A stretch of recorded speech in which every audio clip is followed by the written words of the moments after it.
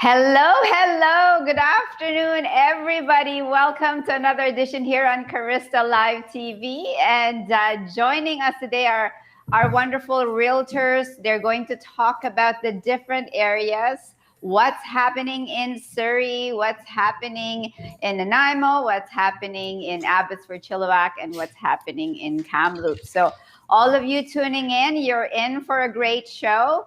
Our guests are very, very busy. They should be out there selling houses, listing houses, but they are here with us today because they wanted to share what's happening with all of you. So joining me, I'm going to introduce our speakers. We have Katrina Amurao, Katrina and the team. Thank you so much, Katrina, for joining us today. Anything you'd like to say to our viewers out there, Katrina? Well, it's never been this crazy, but we said that before too, right? We were talking about this same thing a few years ago, and you know what? Just tune in and see which markets are awesome, and really, is it a good opportunity to get in the market? Right. So yeah, thank you so much, Katrina. And Katrina's going to be talking about the Surrey market, what's going on out there. So thank you, Katrina, for joining us today. And then we have Jordan. Hey, Jordan, how's it going? Hi there. I'm doing well. Thanks so much for having me. Awesome. And Jordan's going to be talking about Abbotsford and Chilliwack a little bit further out from us here. So Jordan, anything you'd like to say to the viewers out there? Yeah, I mean, Katrina wasn't lying. It's crazy out there. We have really, really low inventory, but there are still deals to be had. And you can get great cash flow and appreciation. So you can have your cake and eat it too. Awesome. So this is, again, one of the things, like, we wanted to empower the viewers out there with information. Sometimes the fear gets in the way, but hopefully the information we're sharing today will be empowering all the viewers out there. So John Cooper is joining us. He is going to be talking about Nanaimo, what's happening out there. So John, any words out there for viewers, please? No, Bernadette, I just want to thank you and your team for having me on here again. I love talking to your clients, and we love working with your clients. And we've got a lot to chat about. Nanaimo's gone through a monumental change since I was on here last back in May. And so lots to talk about. And I look forward to tuning everyone up to the Nanaimo opportunity.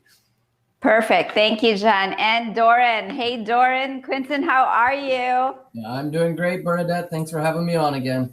Yes, Doren is going to be talking about Kamloops. So we have investors investing in Kamloops as well. So Doren, any words for our viewers out there?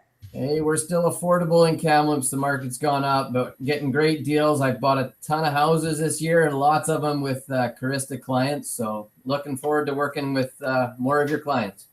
Thank you. Okay, so without further ado, Katrina is going to talk about the Surrey market, what's happening out there. So Katrina, can you please share what's happening and why it's a great idea to invest in Surrey? Well, is my screen showing, or is it showing something different? I guess I'm gonna do. Yes, it's showing. It's showing? Yes. It says loading. Ta-da! All right. So what's happening in Surrey? Well, Surrey, I mean, I'll go back. I'll just go to why Surrey, what's happening in Surrey. Of course, we've been talking about how Surrey is the next metropolitan center. Well, it is the new metropolitan center here in Metro Vancouver.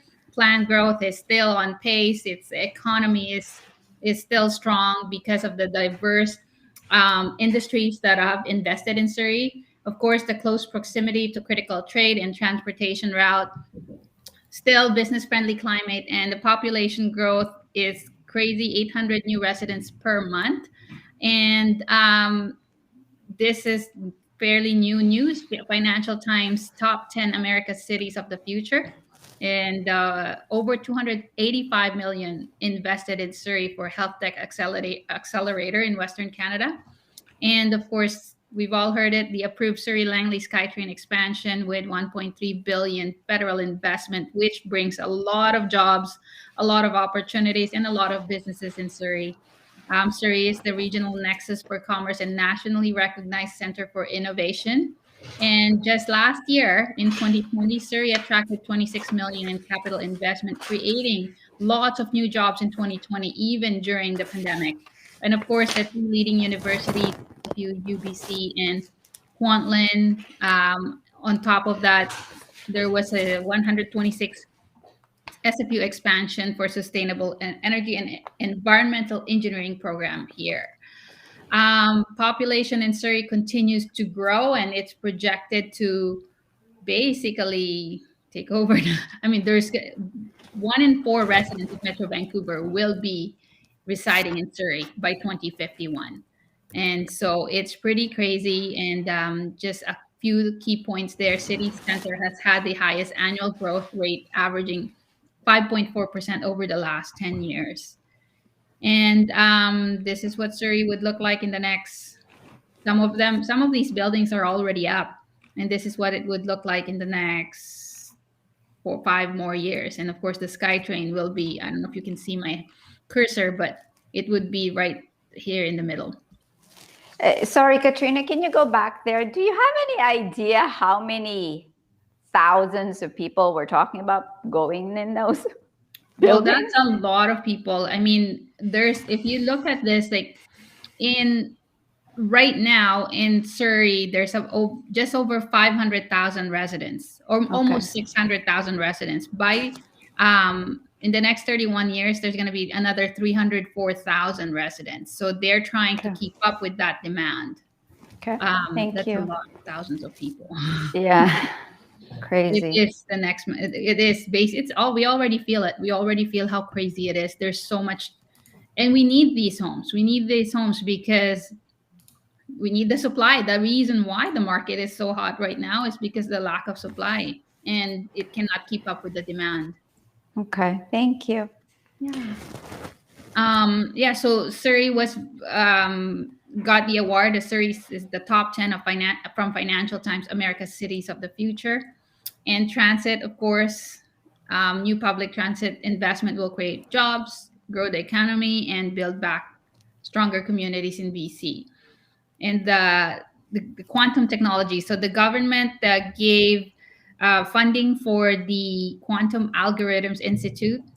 That's too complicated for me. I don't really know what it means. I mean, too technical for me, I think, but it's really huge for SFU. And again, more awards for Surrey. Last year, Surrey got the, this is from the Economic Development Programs, which is a gold award for the Surrey Makes PPE program and the silver award for the Surrey Spark Biz program to encourage businesses to continue to work in Surrey. And of course, lots of businesses investing in Surrey. These are reasons why we continue to see growth in Surrey. I mean, just the Campbell Heights alone, this is south side of Surrey. Campbell Heights, there's the 72 million in new industrial constructions and improvements, and lots of businesses there, including Amazon, Sobeys, Mackeson, Canada, and Nanac. They've opened up warehouses there. And of course, this has been here. They've been in Surrey in the last few years. Coast Capital, Concur Experience, PricewaterhouseCoopers, FinCat, and Safe Software.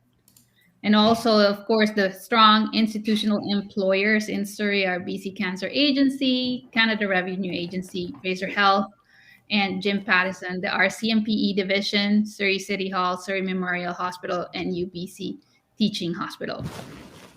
The three big universities. And okay, so here's what everyone's really like. What's happening in the market in Surrey? And inventory is low. So you will notice from these numbers, I know there's a lot of numbers here, but just in September, there were 479 detached homes available for sale in Surrey. And that is a 18% drop compared to August. And that's a 51% drop compared to last year. So we only have half the inventory compared to last year. Yes, the sales also went down, but it wasn't as much as the number of inventory going down. So that still put a lot of pressure on pricing. So the benchmark price of a detached home in Surrey for September 2021 is $1,474,500. Somebody asked me the other day, how can people afford it, right? But that's the reason why you know that the rental market will continue to be strong, because really, how can people really afford it? So they will kind of lean on renting and continue to rent because down payment alone and being able to be approved for this kind of mortgages is crazy. And you're the person to talk to about that, right? So it is Insane. up. If you bought a house last year, Yeah. you made 30% already. Like, where do you make $300,000 in 1 year? Really?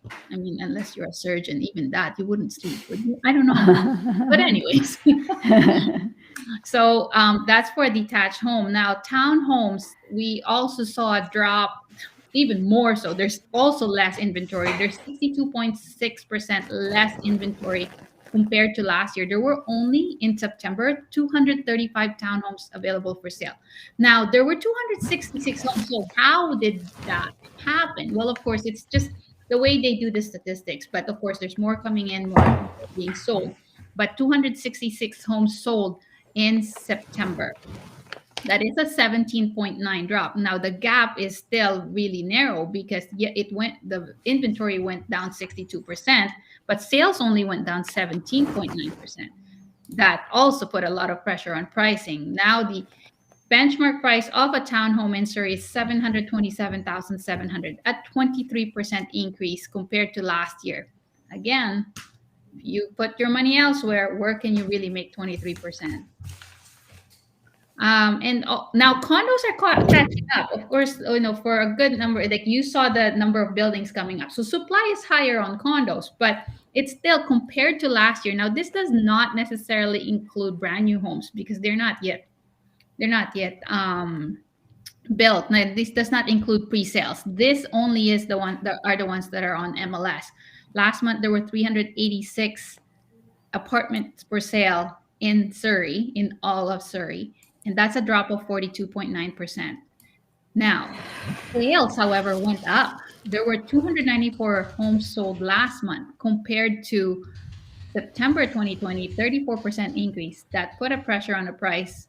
13.2% increase in price is not too bad, really. Still, where can you find investments that make 13.2%? Compared, not to mention the money you didn't really pay anything on your mortgage because your tenant would have paid for the mortgage, right? So there's still opportunities out there. Their pre-sales are probably, some of our clients are going towards pre-sales just because they don't have to compete and they don't have to get their hearts broken when it comes to competing. But Fleetwood Village 2 just released the Fleetwood Village 2 townhomes. They have 3 to 4 bedroom homes, and Fleetwood Village 2 is just within walking distance to the upcoming SkyTrain station. If you walk about 5 to 10 minutes, depending on if you're a fast walker or if you daydream when you walk, so 5 to 10 minutes, and there's Fleetwood Village 2 there. And then as far as resale, I tried to dig deep. I went in and tried to find, and I thought this was such a good deal. I tried to check if it's really still available because it's been in the market for 67 days. And sometimes these homes are the ones to be, if you were going to scour for properties that's available for sale, some people like, oh, it's been in the market so long, maybe this, maybe that. Just try it because sometimes everyone thinks there's something wrong with the property, nobody buys it, but it's just because they had a series of unfortunate events. So this one is a 2-bedroom and den at City Point, which is just walking distance to the Gateway SkyTrain station. 2-bed and den, 805 square feet, built in 2013 for $489,900. Strata fees $490, property taxes $1,600. Very approximate rent. I'd say $2,000 is very conservative for a 2 and den right now, but you can easily rent that for $2,000. Another one. Now this one just hit the market. We be prepared to possibly go into a multiple offer situation on this one. 13438 Central Ave. It's a micro 3-bedroom, 2-bathroom, 747 square foot home, built in 2019. It just hit the market. They're looking at offers on Tuesday. $499,999, and the strata fee is $414, and property tax is $2,162. Approximate rent on this one is $2,200. that's it. Pretty much. Perfect. It's not about timing the market, right? It's Yeah. about just get in. Just get in. So- Just get in and sit there because you can see the appreciation. So thank you so much, Katrina, for sharing that with us, because we have a lot of clients that would rather stay in Surrey, purchase in Surrey. They don't want to be very far. And so thank you for sharing us, and thank you for sharing those wonderful opportunities. Looks like Surrey is still going to keep going up. Let's talk to you now, Jordan. Slightly further out. Would you please tell us what's happening in Abbotsford and Chilliwack? And if you have any, actually, before you proceed, if you have any questions, everyone, please type it in the chat box. If you have any questions about the Surrey market or any market at all that our speakers are discussing here, please type it in, and our speakers would love to answer you. We've added here the contact for Katrina. If you have any questions about the Surrey market, that is how you connect with her. So Jordan, your turn. Let's talk about Abbotsford and Chilliwack. What's going on? Why we should buy there? All right. Well, like I mentioned at the beginning, you got cash flow and you got appreciation. Have your cake, eat it too. So we can run through and talk about that. Of course, Abbotsford is in the middle of nowhere, right? It's about 40 minutes outside of Vancouver, 50 minutes depending on traffic. But it's got quite a bit going for it. And I'm going to talk about Abbotsford and Chilliwack as kind of a single city because they share a lot of similarities between the two of them. And there's a ton of traffic and business that moves back and forth between the two cities. Depending on the product type, I might recommend Abbotsford. For instance, if it's a small one-bedroom, I think that Abbotsford's got some really good options. Whereas if it's maybe a detached or a half duplex, I'm going to say Chilliwack is the best bet for that. So we kind of just interchange the two of them back and forth. So why Abbotsford and Chilliwack? So both cities have a population of give or take about 160,000 people, growing quite rapidly. They're the fifth largest municipality by population in BC. I've got a little under 4,000 hectares of land, and it's actually the largest municipality by land in British Columbia. That said, it's not so easy to just start expanding outwards because 75% of that land is locked up in the ALR. It's farmland, berries and dairy. That's what we specialize in out here. So it's a long, narrow city, excellent freeway access. There's 5 freeway on-ramps across the whole city. So really easy for trade, commercial trade to get down to Vancouver, to the ports, or further east. There is the Abbotsford Hospital, employs about 4,000 people. It's got a world-class cancer care facility, and professionals come from many locations in the Fraser Valley in order to work there, and patients will actually travel specifically to go to that hospital as well. We are the only city outside of Vancouver that has an international airport, making for unique opportunities for trade and travelers coming out to Abbotsford and using that facility rather than going downtown. There is also the University of the Fraser Valley. It has about 14,000 students any given year. And you wouldn't think about Abbotsford as a university town, but it in fact is. And then we've also got the U.S. border crossing, once again, making for very easy trade down south. Here is a map of the official community plan. This was brought out by the city of Abbotsford about 3 years ago now. And as you can see from the dark red and the orange portions there, those are the sections of the city that they're working on densification or densifying. So really working on building inwards and upwards. And the reason being that all of the space around, or all this green, is ALR. Agricultural land reserve. So it can't be built on, and it won't be built on, hopefully, in our lifetime. And then as you get over to the right, over here in the yellow and the green section, this is Sumas Mountain and its steep slope. So there is actually a very limited amount of growth and building space in these cities. So densifying is really the best bet, but it helps with appreciation because they can't simply, expand outwards and continue to build. Same with Chilliwack. So you've got Chilliwack in the north up here. So a little bit older community, more quiet neighborhoods, very family friendly. And then to the south here, you have Sardis. So Sardis is a little bit newer community, a little bit more expensive. However, it's got a beautiful feel, a bit of a Whistler Village kind of feel to it. And in the center of Sardis here, you've got Garrison Crossing, and that used to be the old army base there. So in Chilliwack, you have another University of Fraser Valley location. You have the CBSA training facility.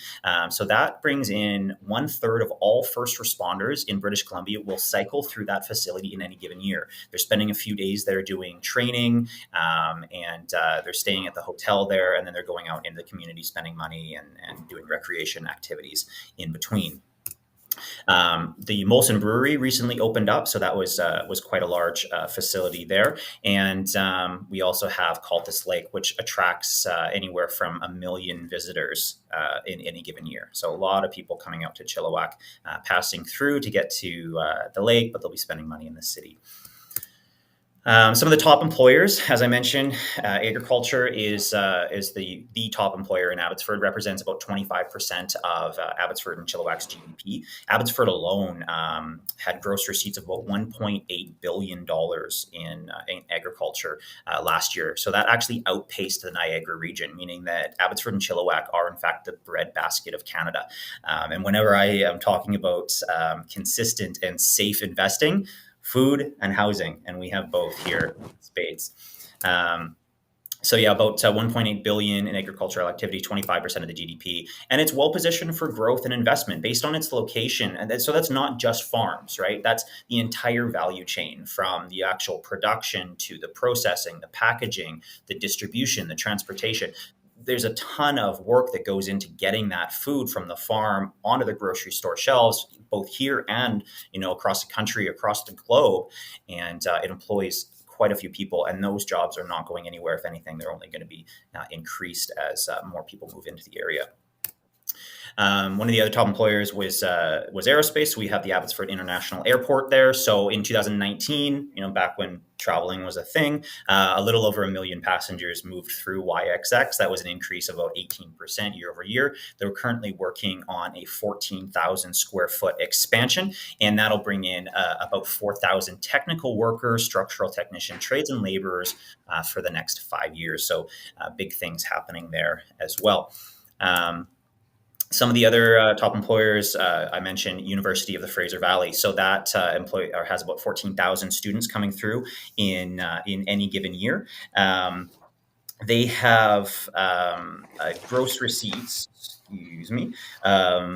about 500 million economic impact on Abbotsford in any given year. They saw an international student increase about 30% in 2019. And they really are focusing on bringing international students in and capturing that revenue. For Canada in 2018, 2019, that was worth about $21.5 billion from international students. So they really are trying to get a piece of that pie and bring them in.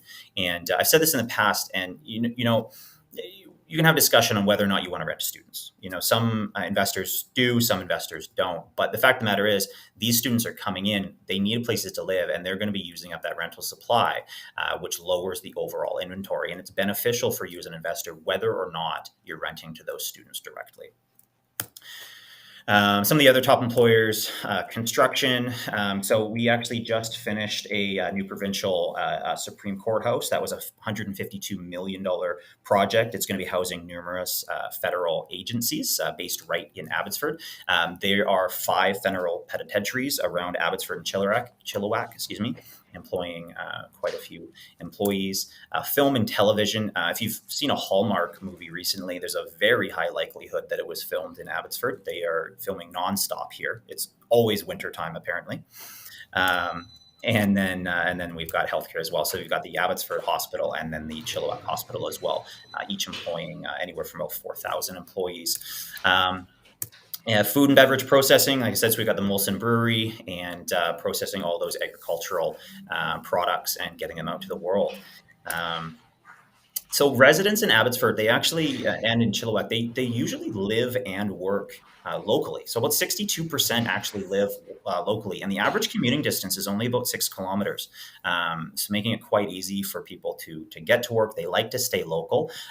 Some of the other locations they work outside of these two cities would be Langley, Surrey, and then Abbotsford residents would go to Chilliwack as well. So they're not traveling far and wide. Generally, the folks living in Abbotsford, living in Chilliwack, they're not traveling all the way out to Vancouver in order to work. So they like living in this area. It's convenient for them. Median household income is just under 84,000 as of 2020. Now, given the fact that median household has 2 adults and maybe 2 children, you'll need a 4-bedroom house or a larger townhome. With townhomes in the Abbotsford area going for anywhere from 700 to 800 for something newer, and detached, it's difficult to find anything for less than $1 million. We really are making a generation of renters. It's going to be very, very difficult for a lot of folks to catch up and build up the down payment fast enough in order to secure one of these properties, because the appreciation is just happening at such an accelerated rate that they can't keep up, which is great for investors. You just want to make sure that you're on the right side of that. Vacancy rates as of 2020, and they'll be the same in 2021, are essentially zero. They've been as close to zero as they can be for quite a few years now. We have people bidding on rental properties here in Abbotsford and Chilliwack. Rental rates have increased over the last couple of years, and they continue to increase as well. So we're starting to see 1-bedrooms, condos rent for anywhere from $1,400 to $1,500. That's about an 8 to 10% increase. 2-bedrooms are now renting from $1,800 to $2,000, depending on the age and condition. So about a 5 to 7% increase. 2-bedroom basement suites, for instance, are looking at $1,500 to $1,600 a month now, and 3-bedroom upstairs are anywhere from $2,600 to even $3,200 if it is a newer, nicer home. So the prices on homes have increased, but thankfully the rental rates have increased as well. So we're still seeing a nice ratio of purchase price to rental rates, so that we're still getting cash flow. And then when you enter in that amazing appreciation, you get quite a nice little package there. So same in Abbotsford and Chilliwack, as Katrina was mentioning in Surrey there. So this time last year, we had over 380 active listings in Abbotsford detached. In September of 2021, we had 176. So yeah, less than half. You look at the sales as well. We had 152 sales in this month last year, and while it's only 99, when you do the math on that, it's still significantly higher ratio. It's a 32% sell-through rate versus a 25% sell-through rate. So we're very much in a seller's market here. It has calmed down a little bit since the spring, but it's kind of like, no longer looking directly at the sun. Instead, now we're just looking at a really bright light bulb. It's not fun to look at.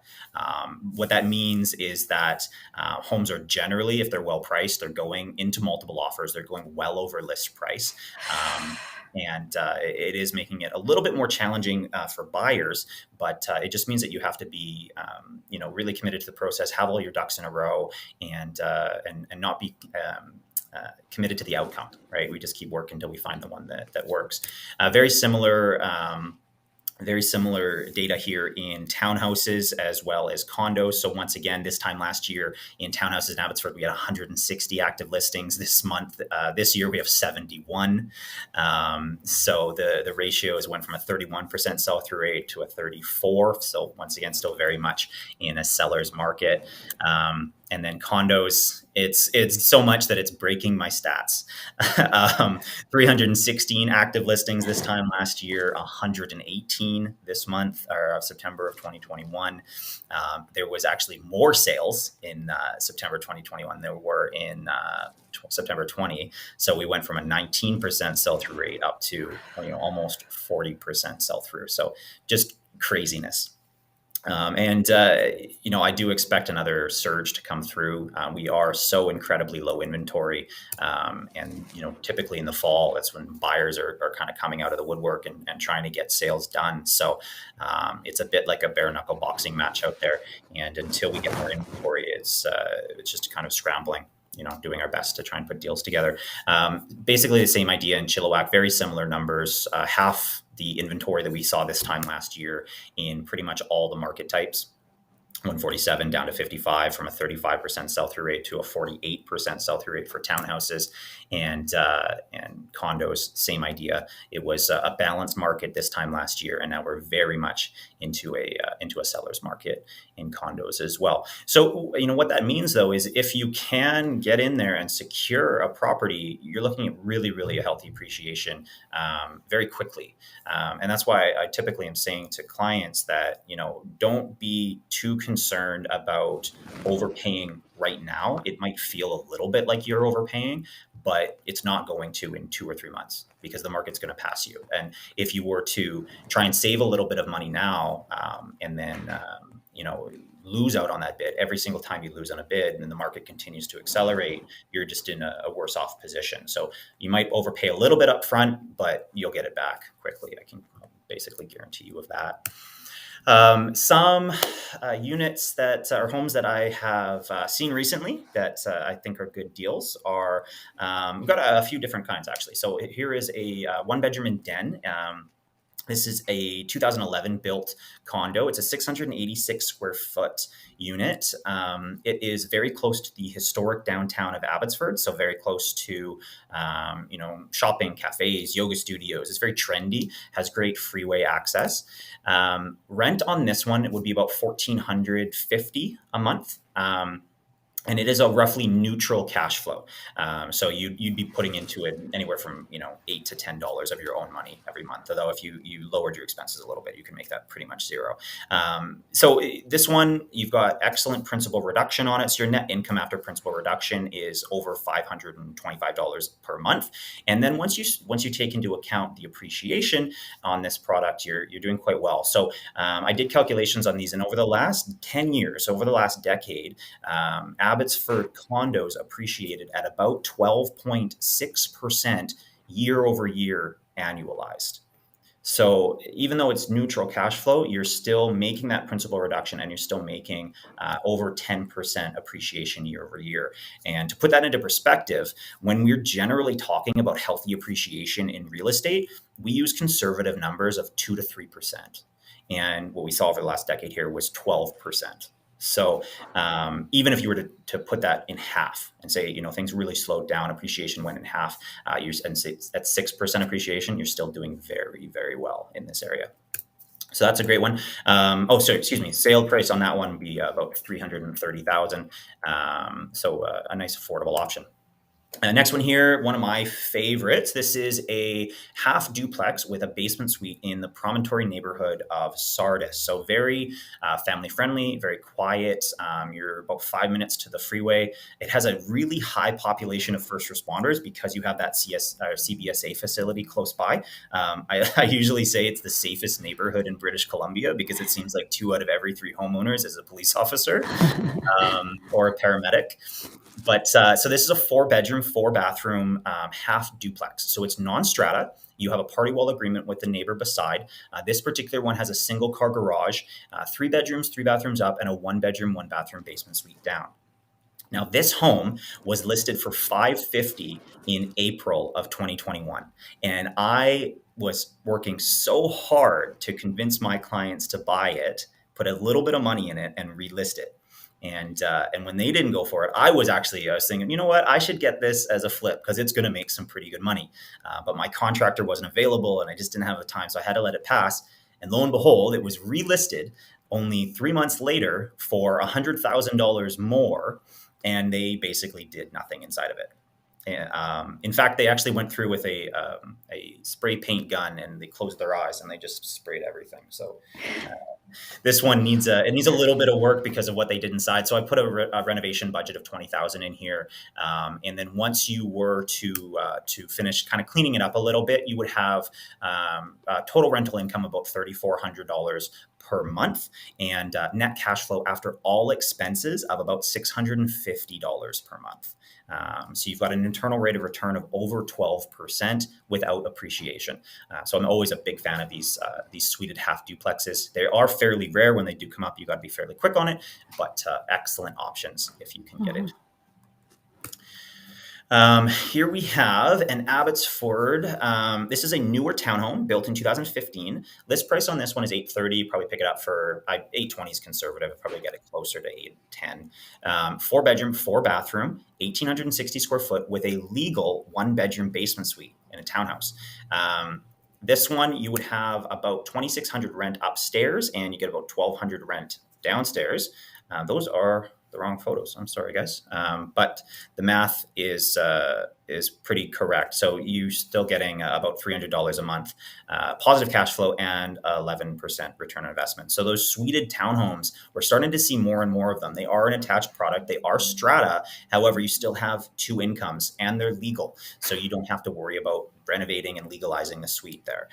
And you're paying, only 75 to 80% of the detached price, but you're still getting excellent income, excellent cash flow, principal reduction, and appreciation there. So that one's $830, and that one's a 5-year-old one. We've got a half duplex in West Abbotsford. So nice central location, very close to the downtown, great freeway access. It is a suited half duplex. So once again, you've got that party wall agreement. This one's a little bit older, and you will find, for the same product price point, you're going to be either older or smaller in Abbotsford versus what you're going to be getting in Chilliwack.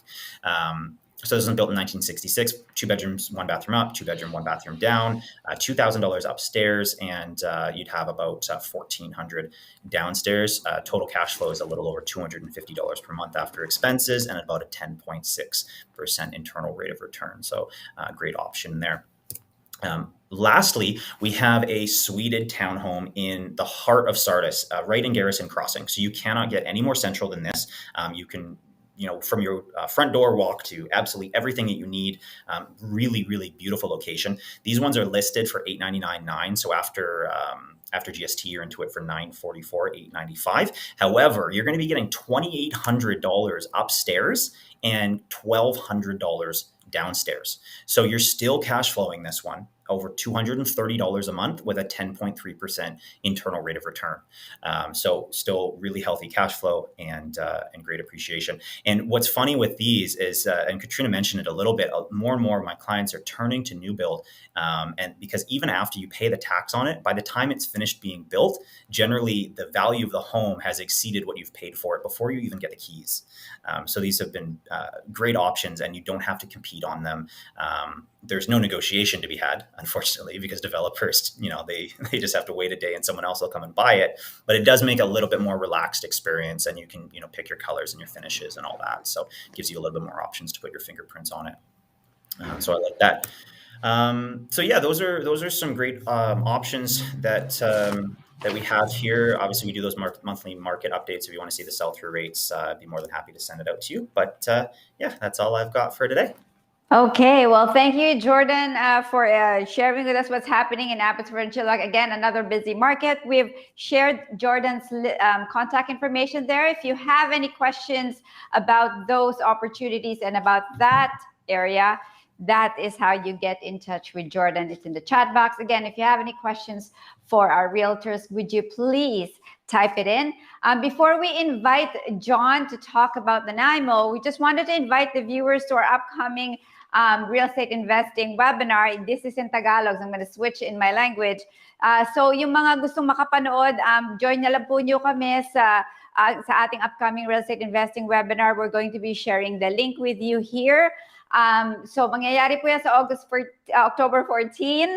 It's going to be at 6:30. Free po siya. You can join us by cell phone, iPad, via your computer in the comforts of your home. Thursday po ng gabi. Click on the link and join us. Sasabihin po namin sa inyo kung paano kayo mag-i-invest.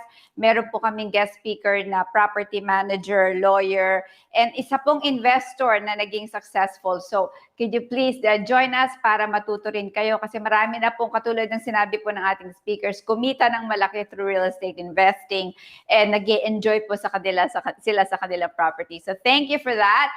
Now we have we want to invite John. John, hello. Hello. You guys hear me? Yes, we can. And awesome. We want to learn about Nanaimo. We have investors who bought there as well. And I know I was there, and it's such a beautiful place. I should have listened to you 2 years ago, buy waterfront property, but dang it, stubborn woman. So please take it away, John. Tell us why we should be investing in Nanaimo.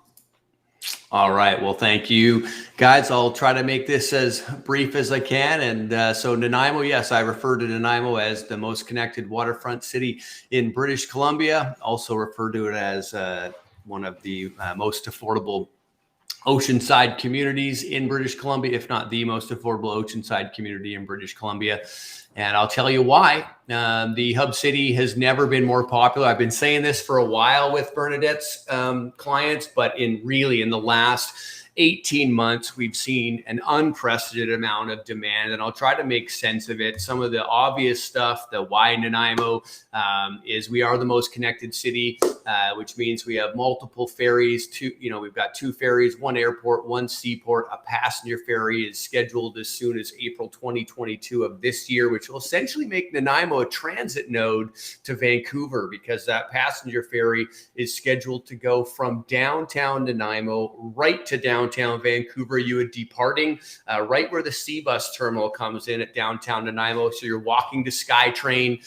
So really, it's starting to become feasible to literally commute to Vancouver from Nanaimo as early as April 2022.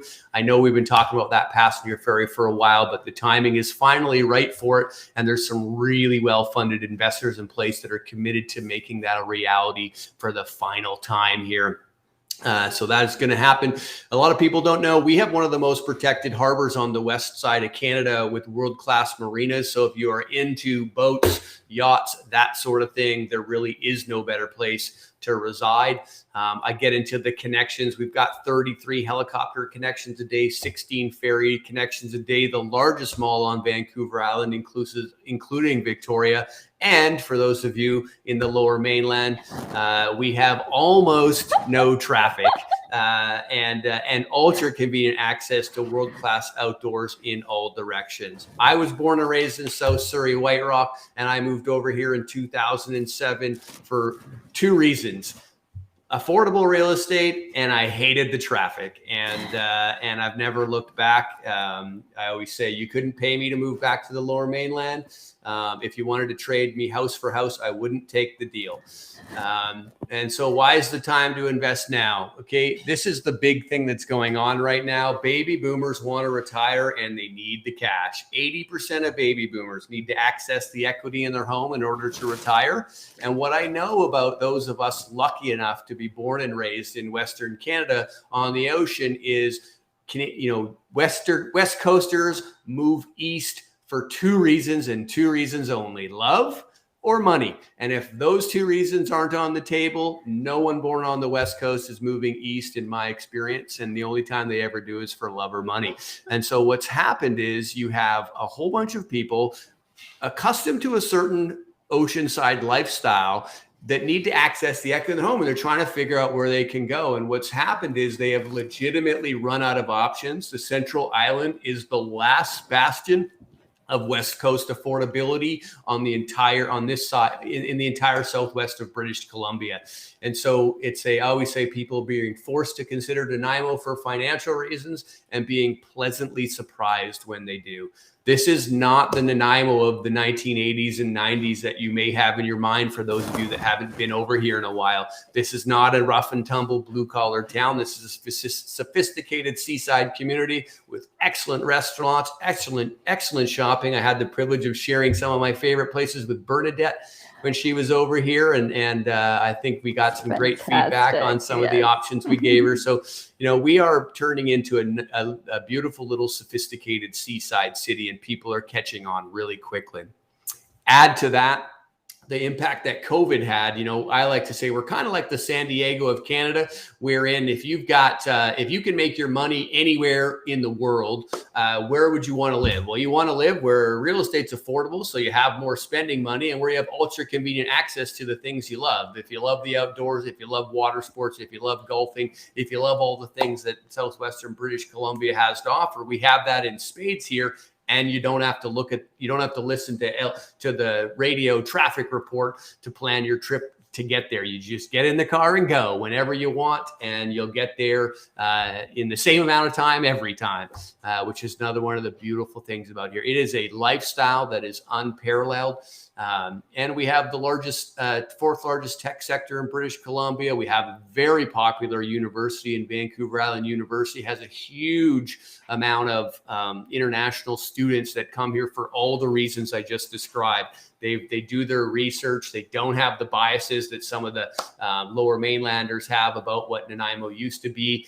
They're coming in with eyes wide open and going, this looks like an amazing place to go to school and live, coming up here. And a lot of them end up staying, and they become our clients and buy houses and that. Okay, so this is one I've been doing with you guys for a while here. What does the average house cost in Nanaimo? I used to have when I do this live, I have you guess, and most people were guessing high. Well, you'll probably guess right now, because if you're looking right here, you'll see right here in June. That is, if you remember, that's when the lights came back on in our market after the COVID shutdown. And it's been skyrocketing values ever since. When I did this for you guys in January of this year, the average price I was reporting was $540. When I did it in May of this year, the average price I was reporting was $620. And as of now, we are at $740. So the average single family detached home has gone up since May from $630 to $740. And so we've got, I've got CMAs that I did 6 months ago that I'm following up on, and they're up $150,000 during that time. Reason being, we have no inventory. Okay. Our inventory is down month over month, down 32%. Our days to sell is down 38%, down to an average of 22 days. And our average list price is up 24%. And those gains in value have our trading volume up 73%, 12 months to date over last year. So it is the Nanaimo people have fun. I've been talking with you guys for so long, Bernadette, and I remember I used to talk about the differential. I'd have Vancouver in the middle. I did the 100-mile circle, and I'd go out to Abbotsford, and I'd go up to Whistler, and I'd go up to White Rock, and I'd go up to Nanaimo, and there was just like, that doesn't make any sense. Well, that differential is getting eroded. Well, actually, I'll say I thought it was getting eroded until Katrina and Jordan chimed in at the beginning of this call on where their average sale prices are now.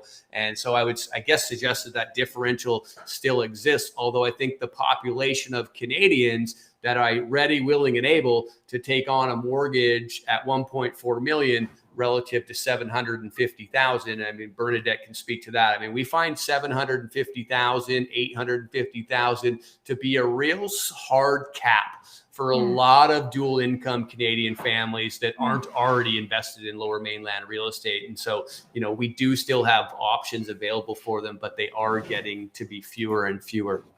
Let's get into my predictions. That's how I always say you're paying me for my opinion. And so let me give you some of my predictions.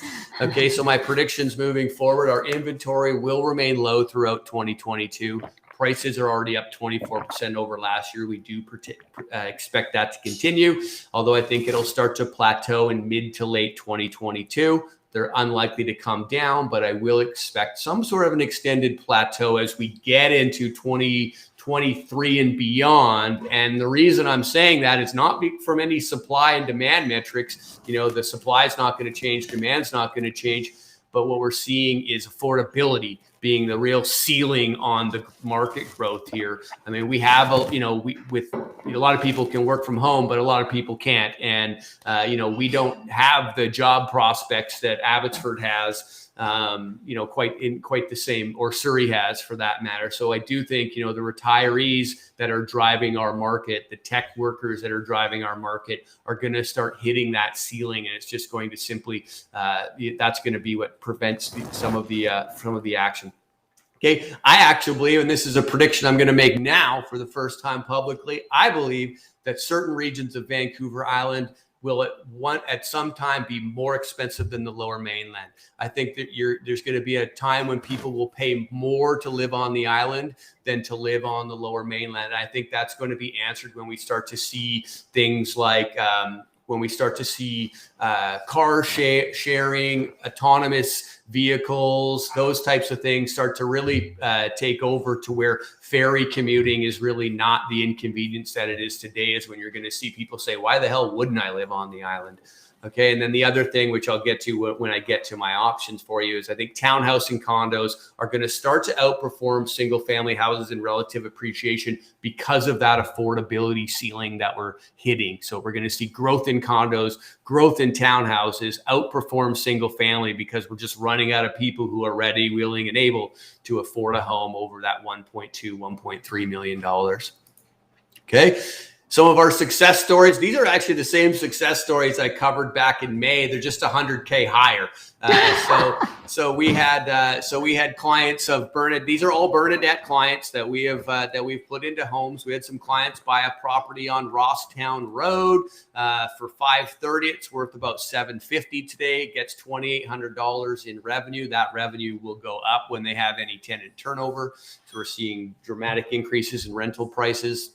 Touching on that, just to compared to the numbers that Jordan was detailed for us. Studio apartments in our market around $1,000 a month. One bed's around $1,200. Two beds around $1,600. Full houses are in the $2,500 to $4,000 range, depending on the house. And the main upstairs of a suited home would run you around $2,200. So they're not quite as high as Abbotsford, but they're pretty close. And I'm sure we're going to hear from Doren, and they're going to be right in that ballpark too. St. Andrews, this little guy here, clients purchased for $405 today, probably worth about $650, and there would definitely be a bidding war for anything under $750. There's going to be bidding wars. Old City home with a suite, this beauty down here in the bottom right. That was one of the first trades we did, actually, with one of Bernadette's clients. They bought it for $537, gets $2,750, and today it would sell for about $760. I think if you went to market $749, you could see it even possibly see it sell with an 8 in front of it if things went really well. And then Armishaw, new high-end home, they paid $740. This was just in February of this year. Now it's probably $825 and gets $3,500 a month in monthly revenue. Okay, so here are some opportunities of homes that are available right now. Now, you're going to notice a big change if you've seen me do these before. Predominantly, we are looking at homes with suites, and frankly, there just aren't any. We have 2 priced at $799, 1 at $825. The other 14 are over $1 million. So there's only about 17 suited homes available in the entire market of Nanaimo right now. Only 2 priced under $800,000. So that's the really state of our inventory right now. And so back to my prediction of increased appreciation in townhouses and condos, the sweet spot for me right now is really, I believe, townhouses. And market like Jordan's market, Katrina's market, they would have seen this insurgence of townhouse construction probably back in 2007 when their average house price started to hit that $750 mark, and we're there today. So we don't have a lot of townhouses because it didn't make sense to build townhouses in our market. A townhouse costs you $300,000 to build. You could buy a house for $375,000. Everyone was just buying houses. Now you've got an average house price is $750,000. Townhouses we can get into in the 4s, 5s.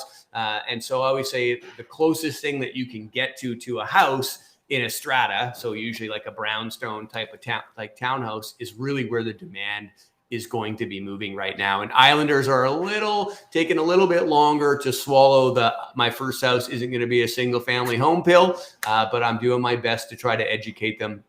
And the example I use, Jordan was talking about just getting into the market so that we can keep pace with the market. I always use my sailboat example. And if we use the sailboat as an example, the wind's going and we're swimming after it, but the wind's going faster than we can swim. And as quickly as we gain on it, it moves further away and we're not gaining any traction. So buying the condo, buying the townhouse is you're not in the sailboat, but you're in a dinghy with a rope attached to the sailboat. So as the market's moving along, you're at least moving along with it. So it's much easier to get from the dinghy into the boat than it is to swim as fast as you possibly can to keep up with the market in terms of trying to save. And so that's the kind of the trick. And so we're going, instead of Islanders used to be able to get their first home as their forever home or their white picket fence as their first home. And we're saying, look, instead of going instant to single family, make it a 1-step or a 2-step condo, townhouse, single family, and you're going to get there eventually, and better than trying to save forever. So Oh man, I'm going too fast here. These are the, excuse me for a second here. I'm just going to go back here. Okay, so this is this is a townhome for 419,000, rents for about 2,300 months in a small 8-unit complex, 3 bedrooms, 2 bath, 1,000 square feet, built in 2008. Central neighborhood, not like the nicest neighborhood in the city, but a conveniently located neighborhood in the city. Here's a townhome. This is right in downtown Nanaimo, 2 bedrooms, 3 bathrooms, 1,500 square feet, built in 2009.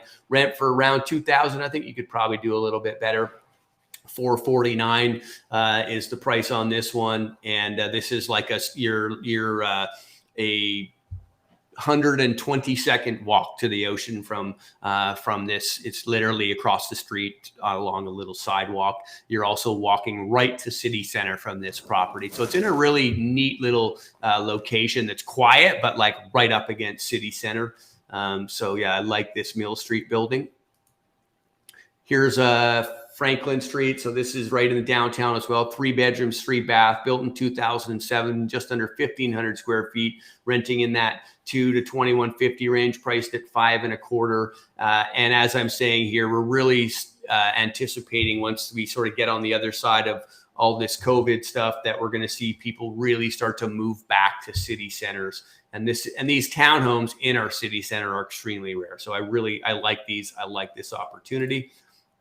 And here's one, the only suite at home I could find that would make sense. What I like about this one, this is for maybe a slightly more sophisticated investor that maybe has some experience or wants to gain some experience in either a subdivision or redevelopment that'll carry itself in the meantime. So I'm speaking to your audience, Chris. I'm also speaking to Katrina, Doren, and Jordan, who may have some clients interested in something like this. But what this is a beautifully well-maintained, single owner home that's had it for a really long time.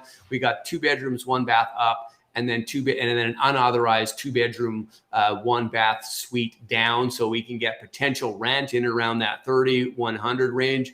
We're priced at $799, but the beautiful thing is this is a huge almost a third of an acre lot. This is you could throw a rock to the university from here, and this either house could stay right here and you could subdivide off this lot on the left of the home, or you could relocate this house to another and then redevelop this entire lot. And it's got some very flexible corridor zoning that would allow you to increase the density here. So great holding property for future redevelopment. And or just get to it right away. But in the meantime, you can pull, $3,000 a month out of this property. And there's nothing to do to this house. I mean, is it granite countertops and inside? No, it's not. But it is a move-in ready, comfortable, clean house. The downstairs suite is under height. And you just still got to put in a few appliances down there, but it has operated as a suite in the past. And this is an estate sale that's past probate. We did have this is my listing, by the way. We did have an accepted offer on this right out of the gates. That it was a rather inexperienced developer, and he was quickly overwhelmed by what was going to be. I think he underestimated what it was going to take to do a subdivision. But if you know how to do that, if you've done that before, the cities are already approved a development on this lot about 8 years ago that has since expired, but they've already shown an appetite to see an increase in density there. So another great opportunity. All of these, as of 5 o'clock last night, were still available. Okay. Those are my opportunities for you guys. I've put my contact information up for you. We are currently actively working with a number of Bernadette's clients, but I do have 2 full-time buyer specialists on my team who are raring to go if you guys want to get out here and look at some more of these Nanaimo opportunities. Awesome. Thanks, John. So again, we are sharing the contact information for John. If you want to know more about the Nanaimo properties there, about the Nanaimo market, that contact John. And then I wanted to say hi to all the viewers that has said hi. Kuya Alfred, Lodi Fell, hello. And he says, yes, Lodi Fell, wow, prices soared high. We just purchased a property exactly a year ago. Yes, that's right. It's crazy. Thank you so much. Of course, Doren, you're up next. We wanted you to share with us what's happening in Kamloops. Like everybody else here, the realtors that we're working with, we have a lot of investors working with Katrina and the team, John, Jordan, and we also have investors working with Doren. So Doren, tell us what's happening in Kamloops and why we should be investing there. Well, Kamloops is crazy as well, but we've still got great affordability, and we're still about half the price as the homes that were just featured in Surrey and Abbotsford and Chilliwack. It's crazy what the market's done, but we've been very successful in getting homes, and we've done a lot of deals with a lot of Bernadette's clients this year, and we are ready and willing to do more. So we're excited. So here we go. I will try and get through this quickly so I can answer any questions that may come up. Why Kamloops? Already talked a little bit about affordability. I am going to go over things pretty quickly. I haven't even updated my charts yet because we've been so busy. But again, we remain affordable. Our vacancy rates are probably negative. I was talking to one of Karista's clients that bought last month. He said he was going to charge $2,800 for an upstairs suite with 3 bedrooms, really beautifully renovated home. I said that was too much. He got 35 applications in the one evening that he posted it. It's just crazy. So the pent-up demand is huge for rentals. There are hundreds of people living in hotels in Kamloops waiting for suites to come up. There's just nothing available. Kamloops is a university city, and lots of university students renting as well. And some of the speakers have already talked about affordability, so our rental market remains really high. Like Nanaimo, our lifestyle is fantastic in Kamloops. We have 4 distinct seasons. We have great skiing, we have great hiking, great fishing, and lots of things to do to enjoy the outdoors. Great place to live. I've lived here almost all my life and really enjoy it. Great place to raise a family. Some of the major employers in Kamloops, obviously the university is big here. Healthcare is another big sector in Kamloops. The school district, BCLC has its headquarters in Kamloops, so they employ quite a few people. And we have lots of people here that work at the mine, Highland Valley Copper in Logan Lake. A lot of them commute from Kamloops, so we have a lot of mine workers here as well. So people ask me all the time, what's the real estate market like in Kamloops? So I'm just going to sum it up with a few pictures here. So buying a house in 2021 is like finding toilet paper in 2020. There's just none to be had. The shelves are empty and people are fighting over the houses that are available. But we've had great success. I've been in the industry decades. Most of the realtors know me. I don't want to say I get preferential treatment, but I close a lot of deals and people know that I close deals. So I tend to have an advantage in that respect. Another photo. This is a new listing I have coming up. $299,000. You know, it's a joke, but seriously, you could sell one of these houses in someone's backyard right now. And finally, one of my favorites. Who said the real estate profession was stressful? I'm 48 and I feel great. Oh my God, it's so true. I'm actually 50, but I might look somewhat like this with all of the stress going on right now. All right, back to serious stuff. Price of the average home in Kamloops is just under $600. That's combining townhouses and single-family homes. Single-family homes are about $675 in Kamloops on average right now. We're still buying quite a few in the $550 range. So there are still opportunities in Kamloops. I'm going to use year-to-date numbers because September is a little bit skewed because we had such a huge year last year after some of the COVID restrictions lifted. So sales activity in Kamloops, 2021, we've had over 3,000 sales. That compares to 2,177 last year. So we've had a huge jump in sales activity this year. Our new listings are actually pretty consistent with prior year, but the demand has dropped our inventory significantly. If you look at the active listings in 2021, we're at 661. That's compared to over 1,000 last year and 1,200 the year before that. So it's just been a steady decline as the housing market has gotten stronger. And we have 2 months of inventory on the market. That's half of what we had last year. And that just continues to be an issue here in Kamloops. So I highlighted, I probably had 10 or 12 clients in the last year that we worked with Bernadette's clients. These are just a couple. One purchased 4 months ago for $445. That's a half duplex with a suite in the basement. You could rent the 2 suites upstairs and downstairs. You'd be getting about $1,800 up and $1,200 down for about $3,000 a month. Cash flow per month, $913. So fantastic cash flow. Net income about $1,900 a month. You're going to get an ROI of about 25% per year. Let's see you get that anywhere else. And fair market value today, that was only 4 months ago. We're up to about 480 today. So the annual rate of return on that's about 140%, which is just fantastic. Then at the bottom, this is a single family home with a suite in it. It was bought a year ago at about 505, probably worth about 650 today. Total rent 3,200, cash flow 722 a month. Return on investment, you're getting about 22%. So your annual rate of return on that with your appreciation is about 165%. Just fantastic opportunities. So let's get into some opportunities we have right now. I know time is short, so we'll try and move through things here. This is actually a single family home. It's an older home. It's built in 1943, but it's really cute inside. I just showed it to clients yesterday. It's a 3-bedroom, 1 bath with an unfinished basement. Central location, has a detached shop. Listed at only $420. So really cheap entry point on this one. It probably sell around $450 right now. So that's only $90,000 down. It would rent for about $2,800.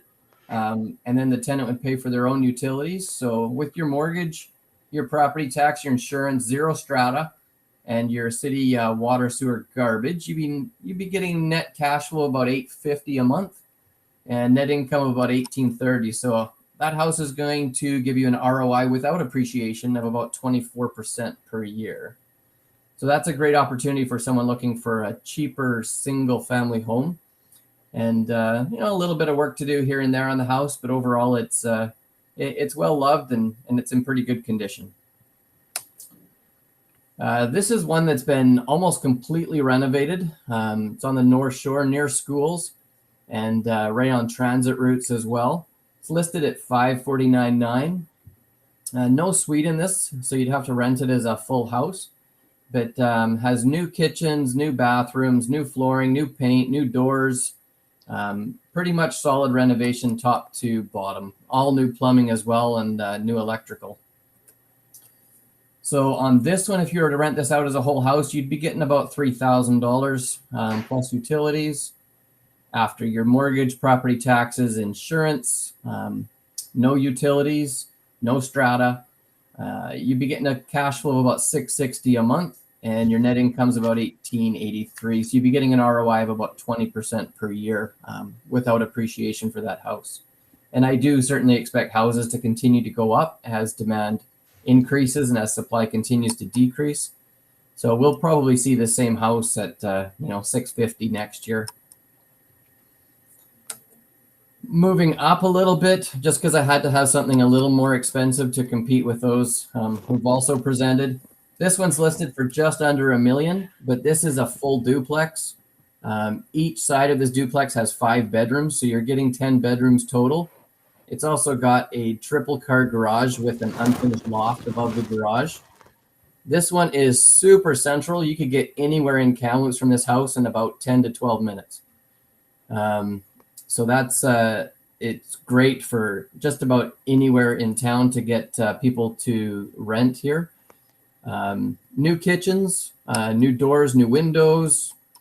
And this one would rent for about probably $3,000 aside. I put $2,800 aside to be conservative. After your, a little bit higher mortgage with that $1 million purchase, and your insurance is going to be a little higher. No strata, but you're going to cash flow almost $1,500 a month on this house. your net income is $3,600 a month, and your return on investment is going to be 22.2% without appreciation on that house.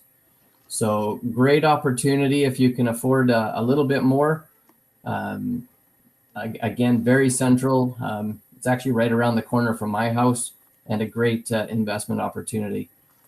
So I'm going to keep it brief and short. That's it for me. Those three opportunities, new opportunities coming up all the time. I watch the market 3 or 4 times a day for new listings coming up, and do video tours for those who are out of town.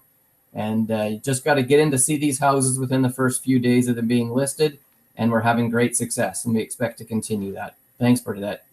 Okay, thanks, Doren. Wow, there you go. If you have any questions about those opportunities and Kamloops area, here's the contact information for Doren. Please feel free to reach out to him. I have a final question for our speakers right now before we go. I know it's a little bit of overtime. I did not want to cut anybody because all your information that you're sharing were very valuable, very important, especially for those people who want to dig deep in each of the individual areas. Everybody who's watching, again, I just wanted to share our upcoming event on October the 14th at 6:30. So please click on the link to register for that if you want to know more how to invest in real estate. So the question I have for all of you as we close is, we have a lot of people who want to buy. You have a lot of investors. And with the craziness in the market, like all of you have said this exact same thing. Inventory is down. So all of you have been working with a lot of our buyers, and they can't freaking buy anything because they're having a challenge. So if I was one of the investors and I'm looking, and I've been looking for a while, and it's been difficult for me. What is your advice for me in order for me, one, to just keep going, and two, in order to win? Katrina, can you please give me your advice? Well, basically, like what we advise our clients, have all your ducks in a row. Make sure that you're ready, you're prepared. And the other part is, like Jordan said it earlier, people are scared to overpay. Well, the other option is, are you scared to overpay, or do you want the property? They're two different things. But do you really want the property? And the reality is, we've seen a lot of people miss out. Sometimes you do have to lose, so then you can feel that it's true. It's not just hearsay. It's not, we don't just make it up because you're realtors, you just want to sell. But have all your ducks in a row, be prepared. And there are some choices you do have to make. Sometimes you have to make sure that you're comfortable with what you're getting into, and just look ahead. And Bernadette, I learned this from you. It's not about timing the market, it's time in the market. So just get in. Otherwise, you're going to be left behind and miss out on some opportunities. And it's not like you're going to sell it next year anyway, unless you're flipping. Unless you're going to need the property next year, maybe be very cautious. But sometimes the being too cautious costs money too. Oh, I love what you said, Katrina. A lot of our investors, we're not in the speculation market. We're really the buy and hold. That's what I teach investors, because that's tried and true. So thank you for that. I tell people the opportunity cost is always more important than the freaking dollar cost that you're thinking you're losing right now. But hey, you can only keep saying that many times. So thanks, Katrina. Jordan, please. We have, again, with you, we have a lot of clients. Holy cow, they're not getting the property. What can you tell? They're watching you right now. I know. And my comment to them is, I haven't forgotten about you. I'm looking every day, and and when I see good stuff, I will send it. I will say, showing me that you're still committed as well, reaching out, that helps stay top of mind. I do have a lot of clients that are kind of in the same position. So if you're constantly a squeaky wheel, I'll probably be going to you first, just to make sure that I can stop the squeaking. There's only so much that you can do when it's an investment property. right? The numbers only make sense so far. And that's why I always say to folks, don't get attached to the outcome. If it's meant to be, it's meant to be. There will always be more opportunities.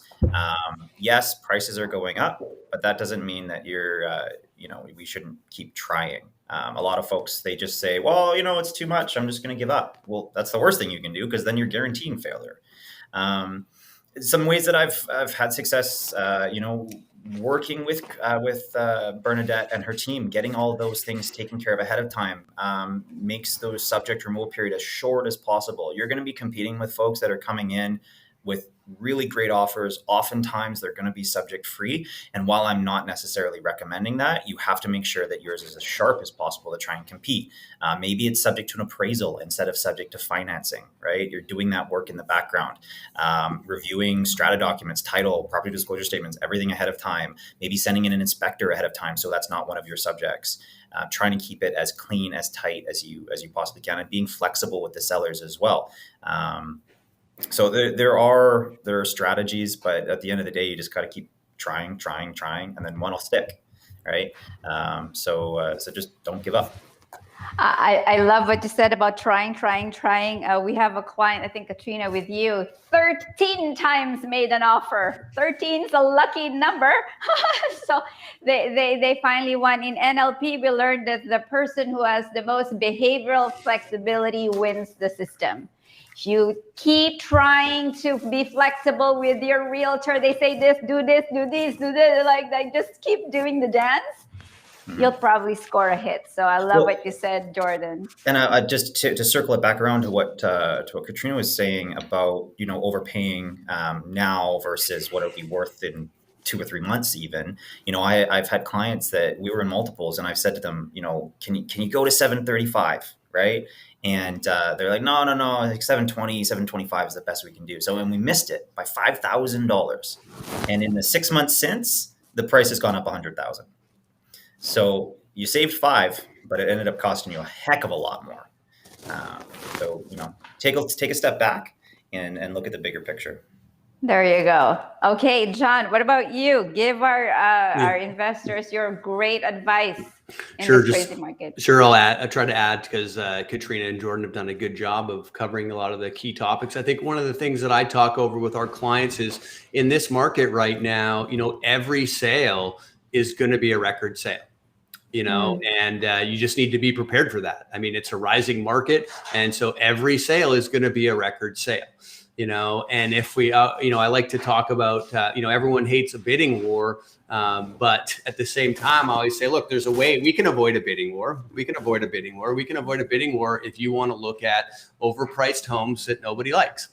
And if you want to look at overpriced homes that nobody likes, then we can avoid a bidding war. But if you want to look at the best deals in the entire marketplace of Nanaimo, if you want to look at where the best opportunities are, those will always go to a bidding war.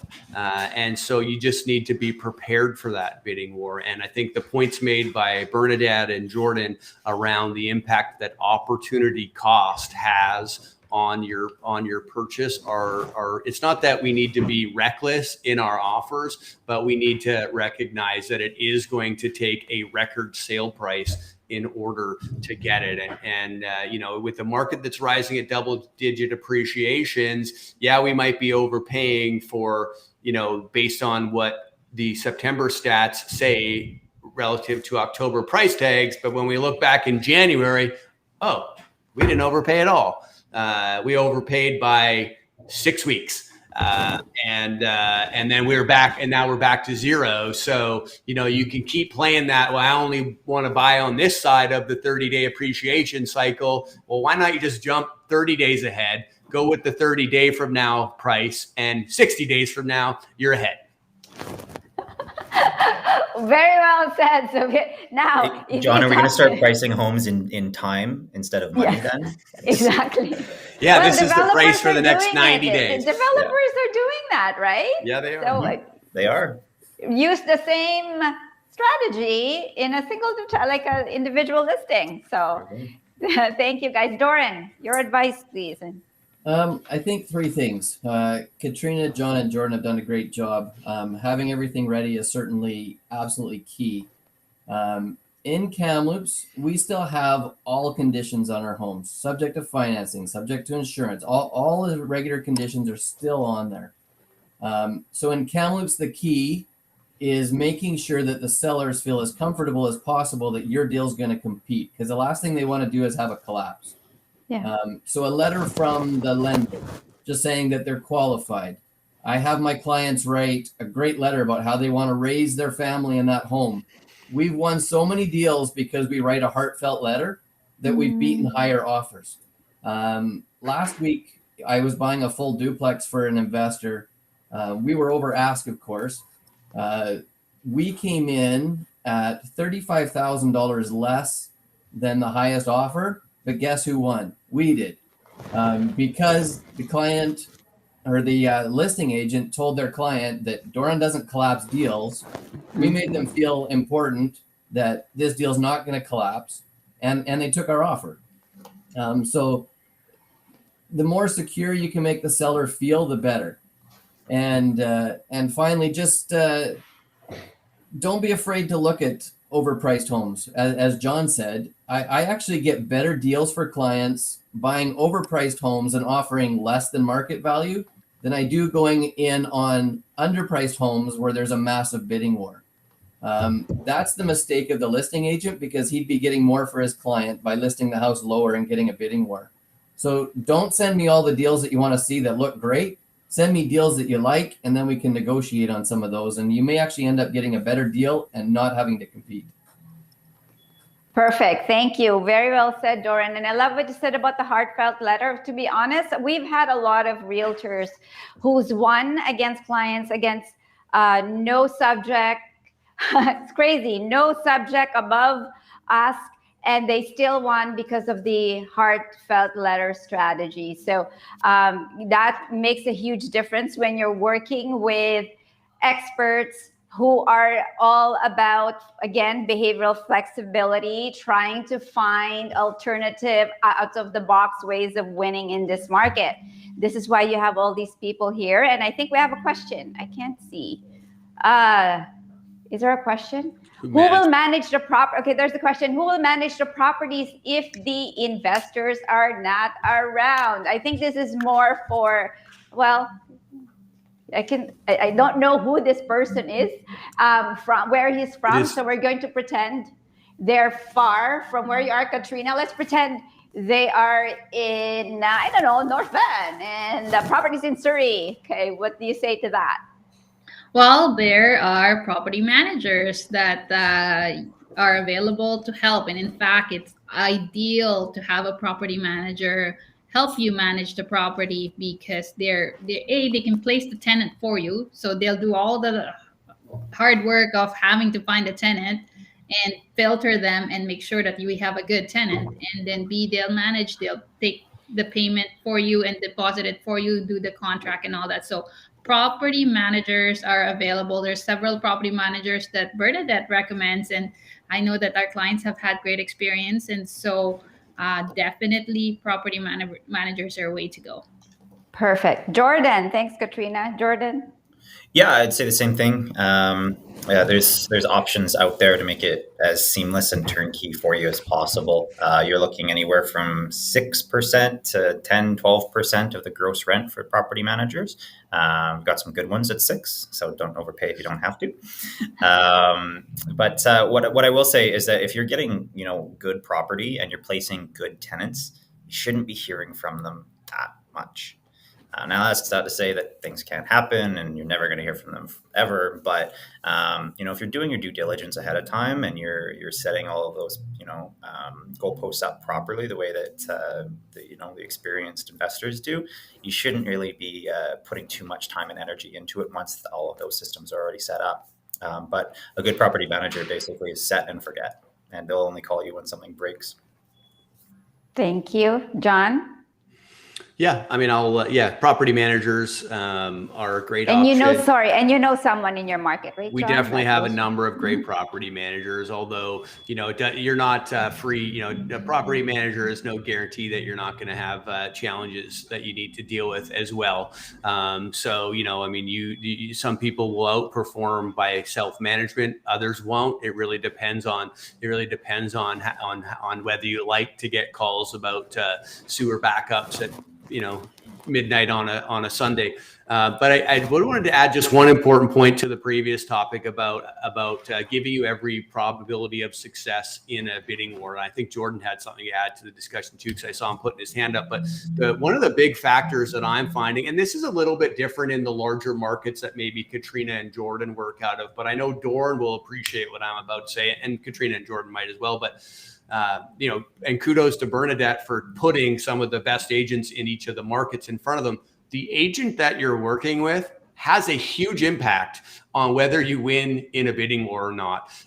When I have offers on the table, a lot of the time you end up with a lot of offers that are pretty darn close. And the agent that's representing them has a huge impact. So you want to make sure you're working with reputable professionals in the area that have relationships with the agents in the market. One of the things we're experiencing over here, and I know Doran's experiencing it too, is we're having a lot of Vancouver agents attempting to represent clients in our marketplace. And I can tell you it is a bad idea. It is such a bad idea for two reasons. One, they don't have a clue about the local intricacies of our market. And two, they have no relationship with the listing agents. Mm-hmm. And so I have two offers exactly the same. One's from an agent I've done trades with before. One's from an agent from Vancouver. I don't have to hesitate to recommend to my client which way to go.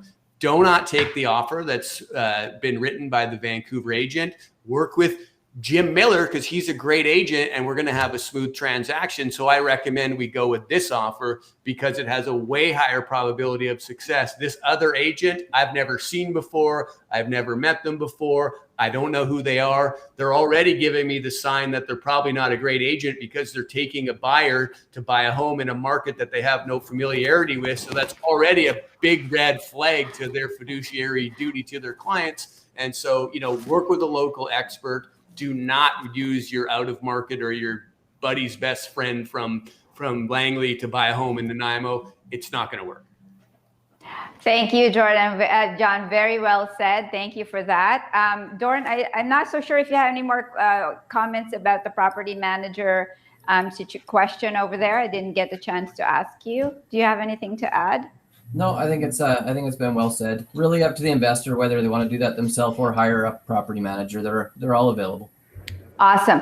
Okay, just wanted to let you know, based on that question, of course, it makes sense. But sometimes when you worry too much about what's going to go wrong, you're giving that a lot of energy. And to be perfectly honest, those people who are so worried that something's going to go wrong, it's weird. They're the ones who something really bad happens to the rental property. I don't know. But the people who are just, it's a great thing and all of that, no problem. Like I said, I haven't heard anything over the years. So please be careful what you wish for and be careful what the worst case scenario you're planning for, because most likely you're going to invite that. Next question, question for Jordan. Just curious, how much now is the price of my property in Chilliwack? If I will sell it, just an example for selling. I think maybe Jordan will be reaching out to you for that in a separate conversation. And we don't want you to have a big heart attack. And when you hear how much it is, I'm pretty sure it's a lot of money, right, Jordan? Oh, yeah. Yes.